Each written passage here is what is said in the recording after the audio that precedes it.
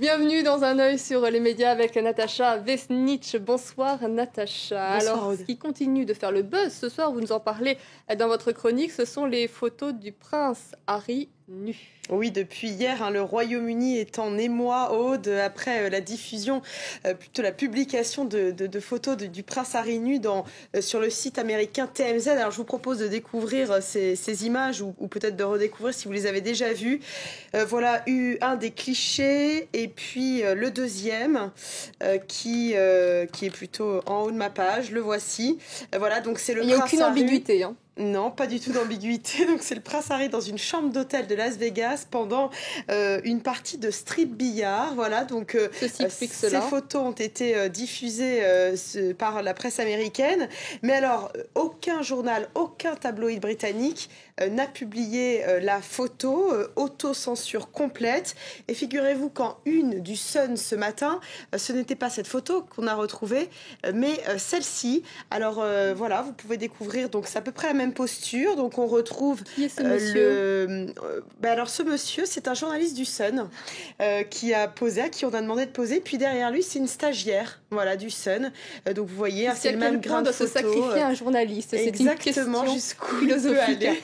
Voilà, donc même posture, même bracelet, même collier, voilà. Alors bien sûr, de nombreux journaux ont réagi à cette soudaine prudence des tabloïds britanniques. Alors citons l'exemple du National Post, c'est un journal canadien qui se demande pourquoi ces photos font tant mal à la tête aux tabloïds britanniques. Alors pourquoi une telle autocensure, Aude, surtout lorsqu'on sait que les tabloïds britanniques dans le passé ne se sont pas gênés pour publier des clichés assez scandaleux. On se rappelle de celle-ci par exemple, la duchesse de York qui est avec son amant là, qui lui embrasse les pieds à l'époque. Bon, ça avait fait scandale, mais ça avait été publié. Alors pourquoi une telle autocensure? Il y a un ancien rédacteur en chef d'un tabloïd qui a son idée. Alors il a posté un billet sur The Huffington Post et il dit que cela dépend de Lord Leveson. Alors Lord Leveson, vous savez, c'est lui qui a été chargé de faire une enquête sur la presse britannique après le scandale de News of the World, lorsque des personnes avaient été mises sur écoute téléphonique pour que des journalistes puissent obtenir des informations. Eh bien, donc Neil Wallis, donc ce rédacteur en chef, nous explique que ce n'est pas par éthique journalistique que les tabloïds britanniques n'ont pas publié ces photos.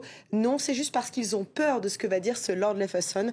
Donc du coup, on ne fait rien. Alors figurez-vous qu'il y a une polémique dans la polémique puisque The Guardian soulève la question. On se demande si le Sun a mis la pression sur la stagiaire pour qu'elle pose sur la photo dont je vous ai parlé tout à l'heure. Voilà, on n'a pas fini d'entendre parler de ce scandale. On parle d'à présent de politique française dans votre chronique, Natacha. Le Net se demande s'il faut aimer Nicolas Sarkozy pour obtenir la présidence de l'UMP.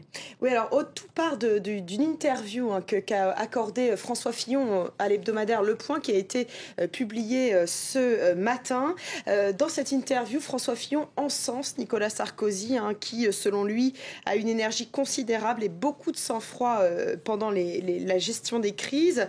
Et puis, il se permet, au cours de l'interview, une petite pique lorsqu'on lui demande ce qu'est le fillonisme. Alors, il compare cela au sarkozysme et François Fillon dit que cela pourrait être une approche plus sereine et plus pragmatique des choses. Cette pique, Aude, n'a pas échappé au lieutenant de Copé qui parle de revirement et de désaveu carrément, à l'instar de Catherine Vautrin. Alors je vais vous montrer son tweet. Voilà, F de Beauce, c'est François Fillon, bien sûr, prend ses distances avec Sarko, dont il fut Premier ministre pendant 5 ans. Fidélité et esprit de rassemblement pour la présidence de l'UMP. 3 points d'interrogation. Un raillerie donc de Catherine Vautrin. Voilà, vous le voyez, dorénavant, c'est un peu la guerre entre les camps Copé et Fillon pour savoir qui va le plus aimer Sarkozy, qui va être plus fan de Nicolas Sarkozy. Alors pourquoi, Aude? Eh bien tout simplement, vous allez comprendre en regardant ce sondage publié sur Le Lab, le blog d'Europe 1. 53% des sympathisants UMP souhaitent que Nicolas Sarkozy soit candidat en 2017. Autrement dit, plus les sympathisants, plus François Fillon et Jean-François Copé aimeront et montreront leur amour envers Nicolas Sarkozy, et plus ils auront le vote des sympathisants pour leur élection, bien sûr, à la tête de l'UMP. 53% des sympathisants, c'est pas tant que ça, finalement.